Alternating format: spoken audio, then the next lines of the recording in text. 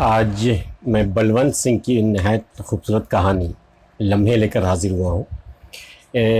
ایک جمالیات کا حسن کا کیا اثر پڑتا ہے انسانی ذہن پر، خاص کر جب کوئی مرد ہو اور کسی عورت کے حسن کا اس پر کیا اثر پڑتا ہے، یہ اس کہانی میں بہت خوبصورتی سے بیان کیا گیا ہے۔ میرا خیال ہے آپ کو بھی ضرور پسند آئے گی۔ صبح کا وقت تھا، اس سے پہلے کہ کوئی دوست میرے مکان پر پہنچ کر اوماکانت کے نعرے لگاتا، میں چائے سے فارغ ہو کر گھر سے نکل کھڑا ہوا۔ نہ بیوی، نہ بچے، نہ ملازمت، نہ کاروبار، نہ خوشی، نہ غمی، عجب رندانہ کیفیت میں زندگی بسر ہو رہی تھی۔ کوئی ذمہ داری نہ ہونے کی وجہ سے دماغ ہلکا رہتا تھا، بیوی نہیں ہونے کی وجہ سے ذہن پر ہر وقت رومانیت کا تسلط رہتا تھا۔ بس اسٹینڈ پہنچ کر دیکھا کناٹ پلیس جانے والی بس تیار کھڑی تھی۔ بس کے اندر داخل ہوا، اکا دکا مسافر بیٹھے تھے۔ 8 بجے تھے۔ سردی کے موسم میں کسی کو کیا پڑی تھی جو گھر کی گرم فضا سے نکل کر کے باہر بھاگے۔ میں نے پہلے تو عورتوں اور لڑکیوں کا جائزہ لیا۔ 3 لڑکیاں تھیں اور 2 عورتیں۔ ایک تو صورت سے بالکل آیا لگی، شاید سچ مچ کی آیا ہی ہو۔ اسی بات پر مجھے خیال آیا کہ ہم لوگ بچوں کے لیے کس قدر بدصورت آیائیں مقرر کرتے ہیں۔ اس کا نتیجہ یہ ہوتا ہے کہ عمر بھر ہمارے بچوں میں جمالیاتی حس پنپنے نہیں پاتی۔ خیر، اب ایک عورت کا جائزہ لینا باقی تھا۔ وہ میری جانب پیٹھ موڑے بیٹھی تھی۔ اس کے کاندھے پر ننھے بچے کا سر ٹکا تھا اور ایک بچی سامنے کی سیٹ پر بیٹھی تھی، گویا وہ کم از کم 2 بچوں کی ماں تھی۔ دل پر مایوسی کا جذبہ طاری ہونے لگا۔ 20-25 منٹ کا یہ سفر یوں ہی کٹ جائے گا، دل بہلانے کو کوئی حسین صورت نظر نہیں آئے گی۔ کیا یہ سفر جمائیاں لیتے ہوئے گزرے گا؟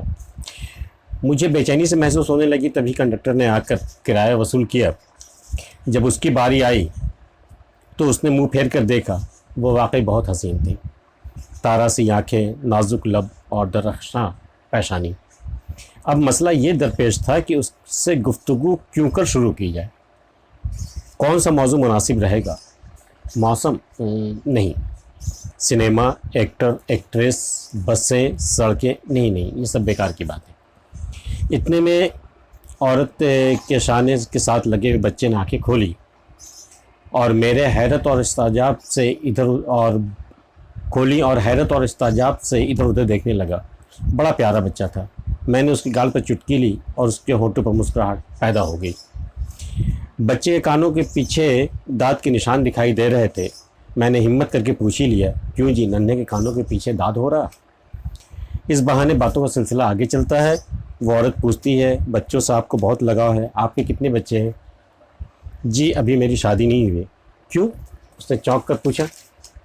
یوں ہی، ابھی بیکار ہوں، جب تک آمدنی کی کوئی صورت پیدا نہیں ہو جاتی میں شادی کے بارے میں سوچ بھی نہیں سکتا۔ لیکن آپ بیکار کیوں ہیں؟ اس جگہ سے میں بالکل گھبرا گیا۔ دراصل BA کرنے کے بعد پشاور میں نے اپنا کاروبار شروع کیا تھا۔ ابھی وہ پنپ ہی رہا تھا کہ فساد شروع ہو گیا اور ہم لوگ بھاگ کر ادھر آ گئے۔ عورت کی آنکھوں میں اداسی کی جھلک دکھائی دی۔ اس وقت وہ کھوئی سی نظر آ رہی تھی۔ موقع کا فائدہ اٹھاتے ہوئے میں نے اس کے حسین چہرے کے قد و خال کا بغور جائزہ لیا۔ کیا وہ میری خاطر اداس تھی؟ ایک لمحے کے لیے ہی صحیح۔ کاش مجھے بھی ایسی موہنی صورت والی بیوی مل جاتی۔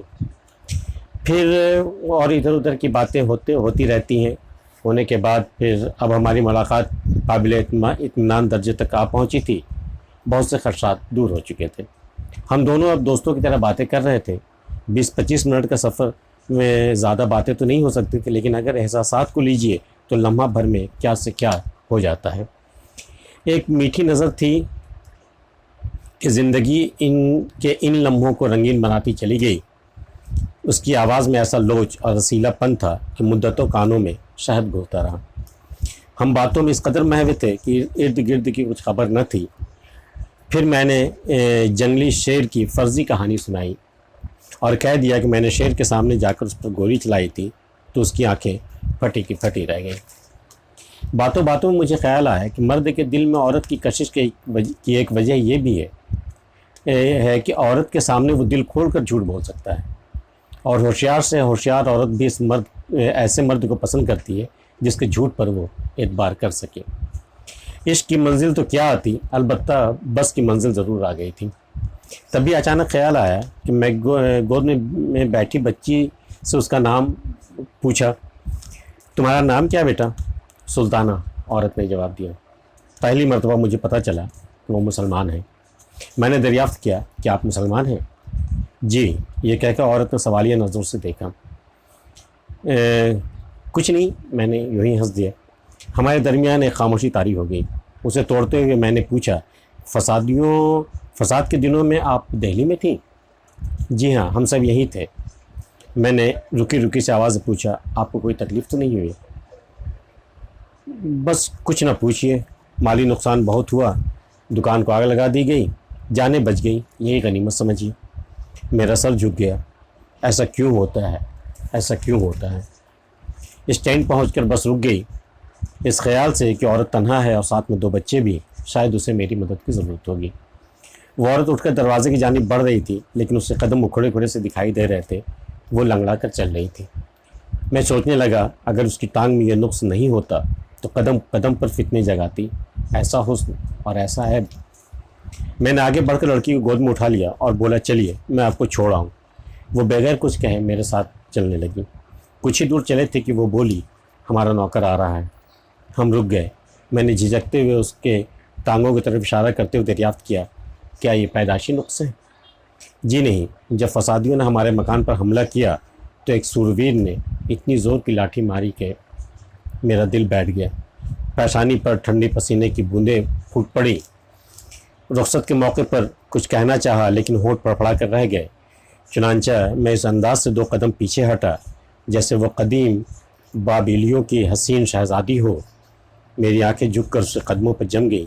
میں نے تصور میں ہی اس کے پاؤں پر اپنا سر رکھ دیا۔ پھر اچٹتی ہوئی نگاہ سے میں نے اس کی جانب دیکھا تو معلوم ہوا کہ اب ان آنکھوں میں کوئی شکایت یا سختی نہیں تھی۔ پھر مجھے لگا کہ وہ مہربان ہوتی ہوئی کسی خودسر ملکہ کی طرح کہہ رہی ہو، ماں بدولت خوش ہوئی۔ ہم نے صرف تمہیں نہیں تمہاری قوم کو بھی معاف کر دیا ہے۔ ایک مرتبہ پھر ہم نے ایک دوسرے کی جانب شکر گزار نظروں سے دیکھا اور پھر ایک دوسرے سے دور ہونے لگے، یہاں تک کہ بالآخر ایک دوسرے کی نظروں سے ہمیشہ کے لیے اوجھل ہو گئے۔ کہانی یہاں پر ختم ہو جاتی ہے۔ اور آپ کو یہ کہانی کیسی لگی؟ جمالیات کا حسن کا اثر یہ آپ کو کیسا لگا؟ اور دلوں پہ جو گزرتی ہے ایسی ملاقات کے بعد، خاص کر جب 2 قوم کے لوگ آپس میں ملیں اور کسی ایک کی تکلیف کا ذمہ دار وہ خود اپنی قوم کو بلکہ خود اپنی ذات کو سمجھیں، تو کیسے احساسات پنپتے ہیں، کیا کچھ ہوتا ہے۔ میرا خیال ہے یہ کہانی آپ کو پسند آئی ہوگی۔ جیسی بھی ہو آپ اس پر اپنا کمنٹ ضرور کریں، ہمیں انتظار رہے گا۔ اور اگر ہمارے چینل آپ نے سبسکرائب نہیں کیا تو ضرور کر دیجیے گا۔ ملتے ہیں پھر کسی اگلی ویڈیو میں، تب تک کے لیے اجازت۔